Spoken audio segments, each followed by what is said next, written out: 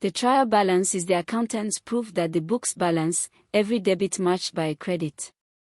Before we can use it, there is a one-time setup, telling ZetaFisc when our financial year begins. We do that first, in company settings. Under fiscal year, we set the year the business started, its inception year, and the month and day the financial year begins. We use the 1st of January. This setting is permanent, so the system asks us to confirm. We configure the fiscal year. With the fiscal year set, the financial reports come alive.